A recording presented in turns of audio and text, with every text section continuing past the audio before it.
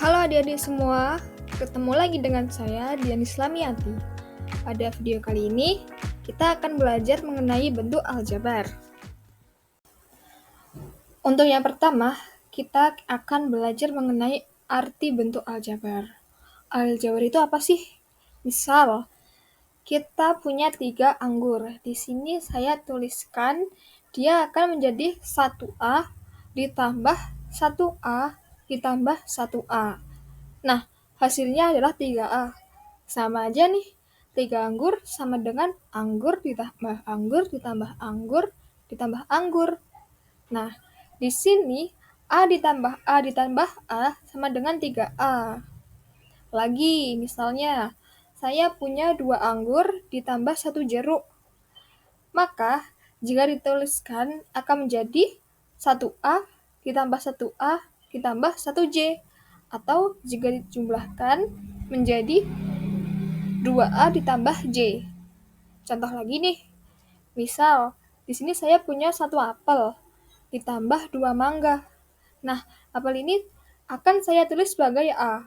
Kemudian ditambah mangga yang saya tulis menjadi M.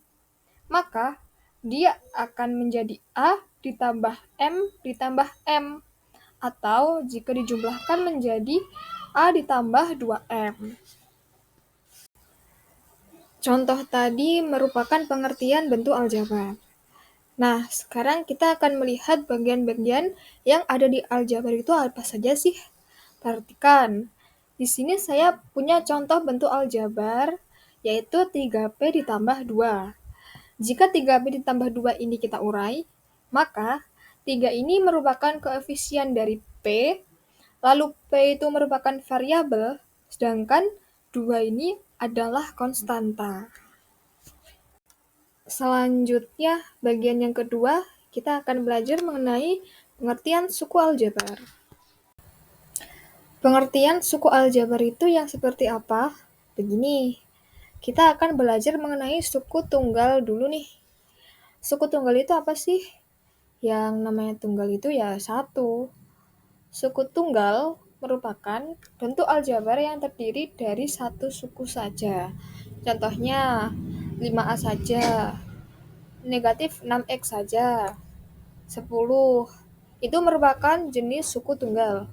Jadi, di sini suku tunggal itu tidak ada embel-embel operasi hitung, penjumlahan atau pengurangan. Gitu. Berikutnya ada suku banyak. Yang kita pelajari suku banyak yang pertama adalah suku 2 atau sering disebut dengan binom. Nah, contoh suku 2 itu misalnya di sini ada 3X plus 4. 3X plus 4 ini terdiri dari 2 suku, yaitu yang pertama 3X dan positif 4. Misal lagi nih, saya punya 2X min 1. Nah, ini juga terdiri dari 2 suku.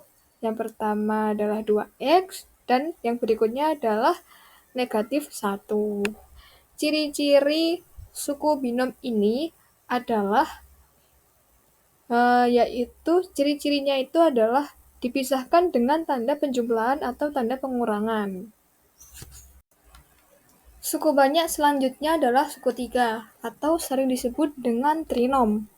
Perhatikan contoh berikut ini. Ini merupakan contoh suku 3. Nah, contoh yang pertama dari suku 3 ini adalah 3X ditambah 2Y ditambah 4. Perhatikan ya, jadi ketiga suku ini dipisah-pisahkan dengan tanda penjumlahan.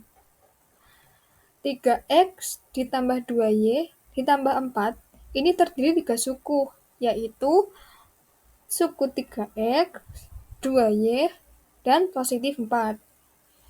Nah, untuk contoh yang kedua itu sama, hanya saja tandanya yang beda.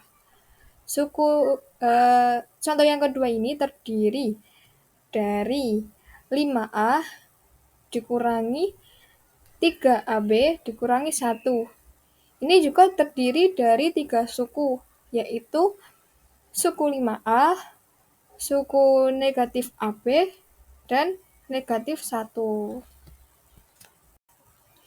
Nah, berikutnya adalah bentuk aljabar suku banyak atau disebut dengan polinom. Contohnya begini. Di sini saya punya 3x dikurangi 2y ditambah z ditambah 4. Ada berapakah suku yang ada di sini? Mari kita hitung ya. Di sini ada 1, 2, 3, 4. Jadi di sini terdiri dari 4 suku. Suku itu apa saja sih? Yang pertama itu 3x, lalu minus 2y, yang ketiga z, dan yang terakhir adalah positif 4.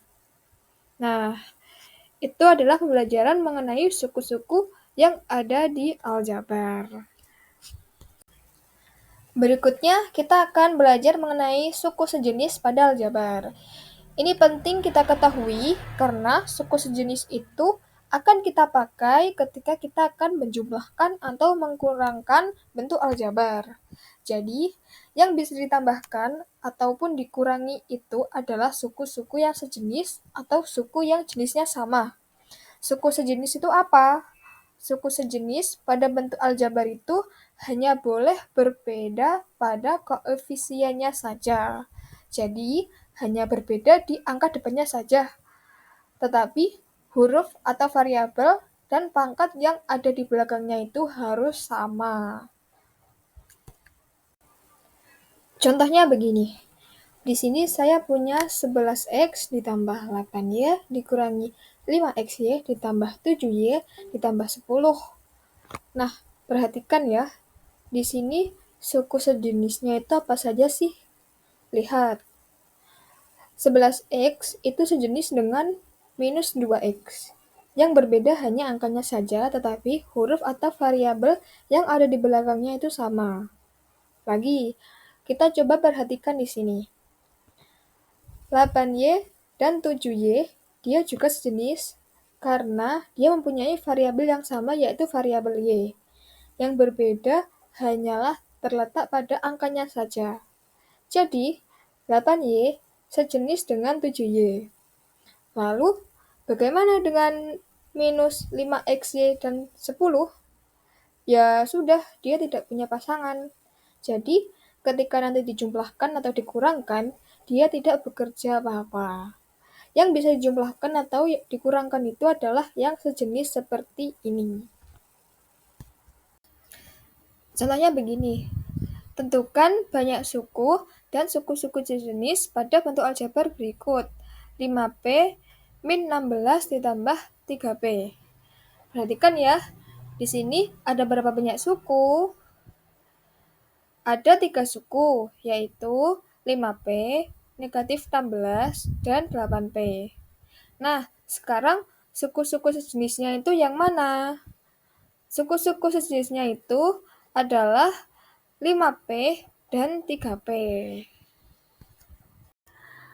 Oke adik-adik semua, saya cukupkan pembahasan pada materi kali ini. Jika ada salah kata, saya mohon maaf ya. Sampai jumpa. Bye.